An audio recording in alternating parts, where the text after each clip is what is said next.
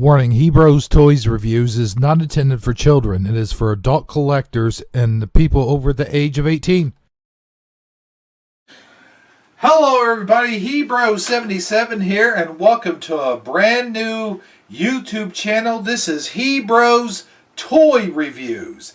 And today on Hebrews Toys Reviews, we're going to be taking a look at a childhood G.I. Joe of mine, Sneak Peek.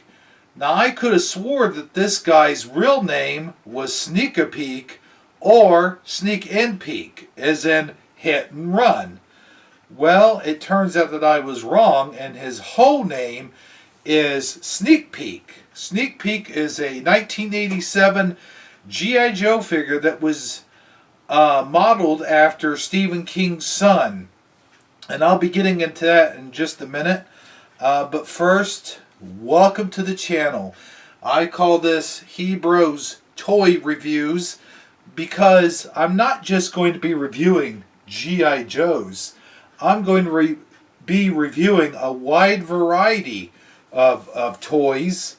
Now I can tell you that after you see this video, the other videos that may precede it are going to be not as good quality as this one, but we'll get to that later. Now, on to the review. Here it is, the 1987 Sneak Peek, and as you can see, he's one of those figures that has these red pads on him. He was like Flash or oh, what's the other one? The Laser Specialist. Well, I guess Flash was the Laser Specialist. But here he is, 1987 Sneak Peek. And he is the G.I. Joe. I guess he's supposed to be the G.I. Joe Sniper Specialist. Let's see here.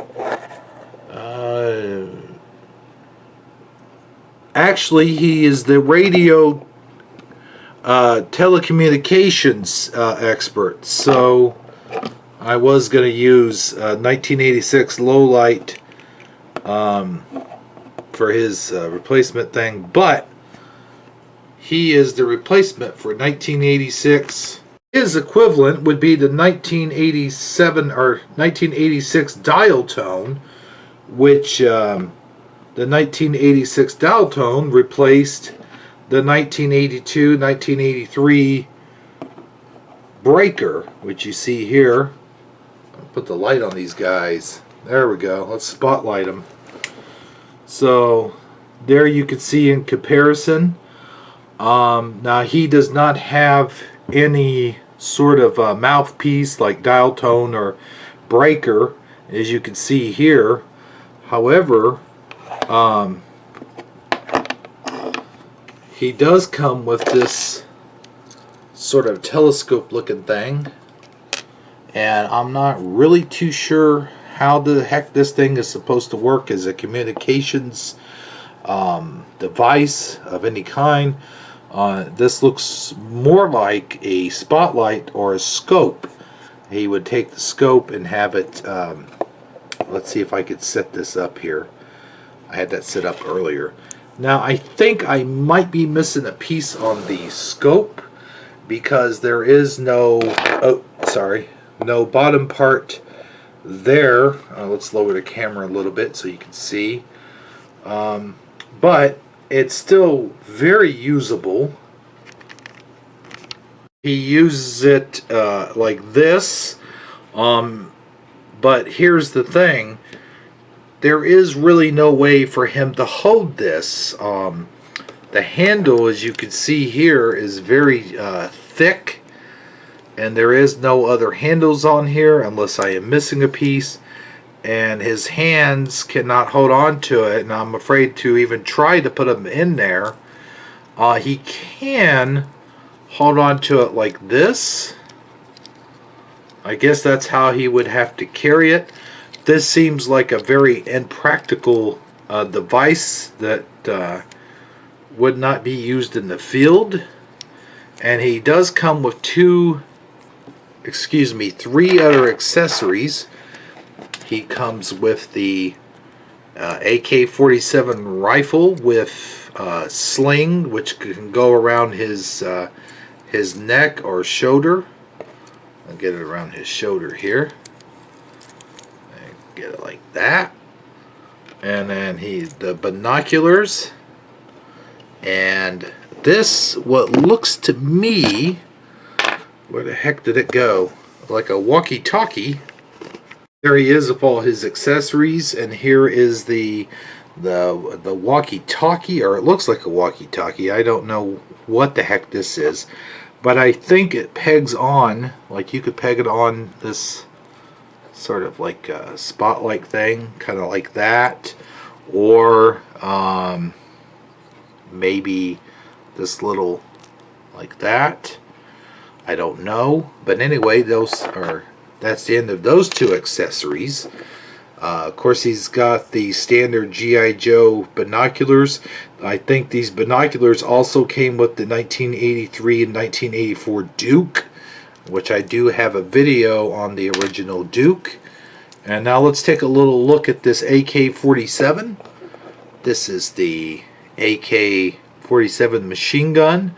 It is a real world gun, and it comes with a strap that can go either around his neck, like so, or around his arm, or if you're particularly brave, which I am not, you could sling it from shoulder to loop around the neck. Okay, so now before we get into the specifics of this figure, let's take a look at his file card. And this is the file card for the 1987 sneak peek. His file name is Owen King, which is the reference to Stephen King's son, Owen. Primary military specialty infantry, secondary military specialty radio telecommunications. So actually, and it says here advanced recon. Recon is the action of going in and seeking a person, or going in and spying in on the enemy. And when I was a little kid, that's what I always thought this weapon was for. It was a sort of scope, an infrared. It shot an infrared beam of some sort, and was sort of like the equivalent of the 1987 Televipers. Okay, so let's go on. I'm going to read the card. Now, you cannot see all the contents in the card. I don't know how to do that just yet, but I'm going to read it to you anyway. By the way, his birthplace is Bangor, Maine, and a lot of Stephen King stories take place in Maine. So, Sneak Peek is a legend in the Ranger Recon battalions. They tell one mission where his control unit got overrun. In the ensuing confusion, Sneak Peek was never recalled. He stayed put, observing the enemy activity, taking notes and sketching maps for 2 weeks until somebody remembered he was out there and sent him the signal to return.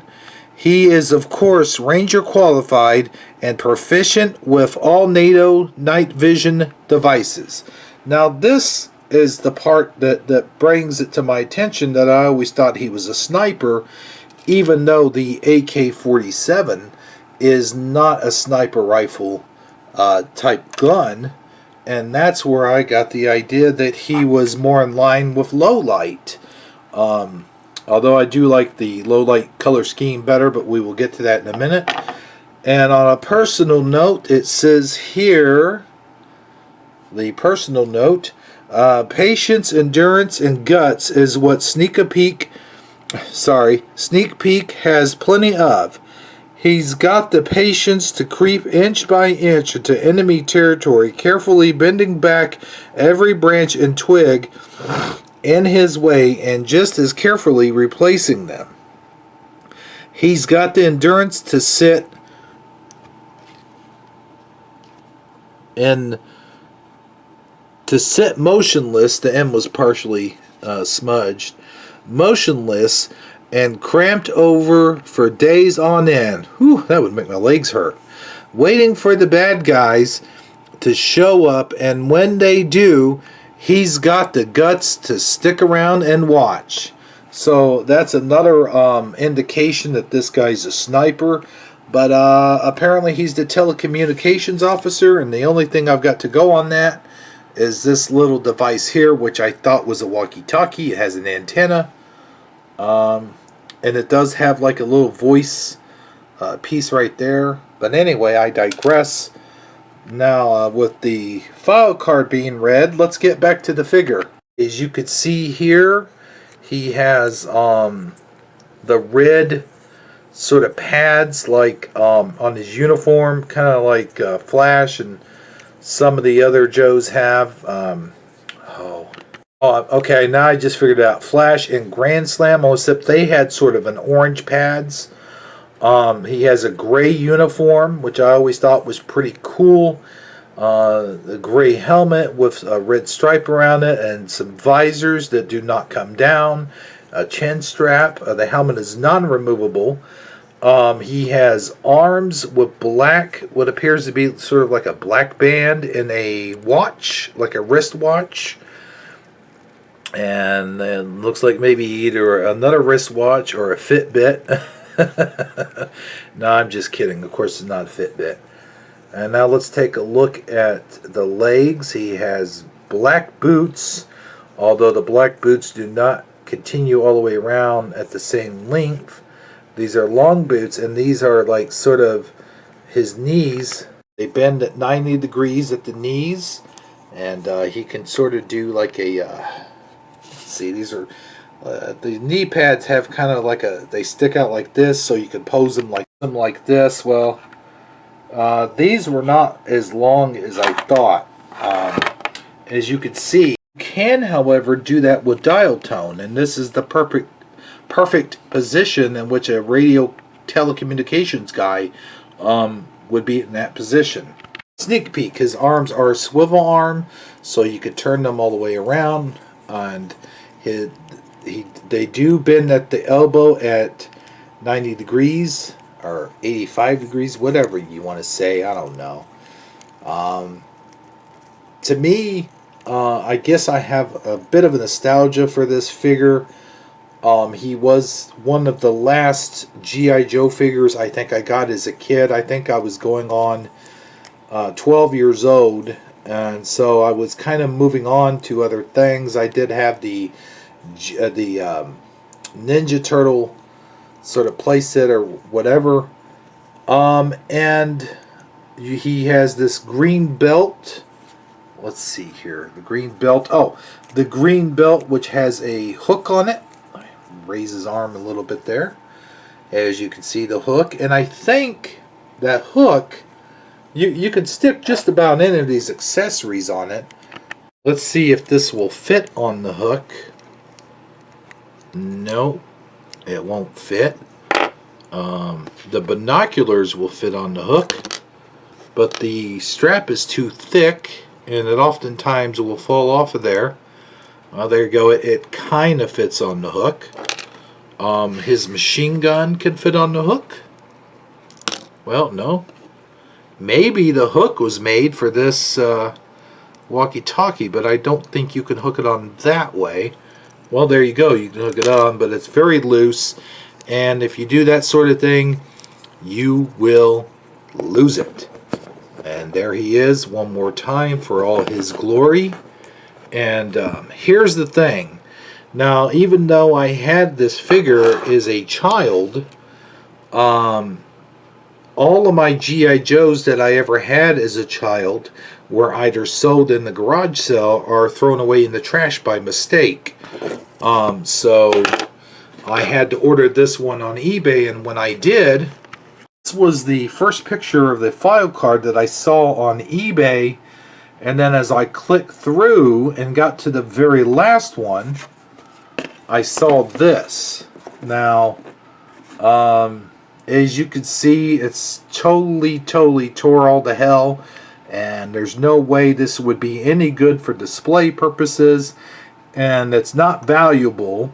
So what I might do, I do like, if you look up here, the original cost for this toy back in 1987 was $283.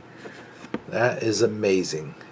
You can see it's got the Walmart, the old green Walmart tag. And so what I'm going to do, probably more than likely, is cut this file card out. I might cut out the flag point, but I probably will still save the back here, because it does have the cross-sell figures on the back. And I do like the Walmart, the price tag on there, so that's pretty awesome. However, the front of this is totally worthless.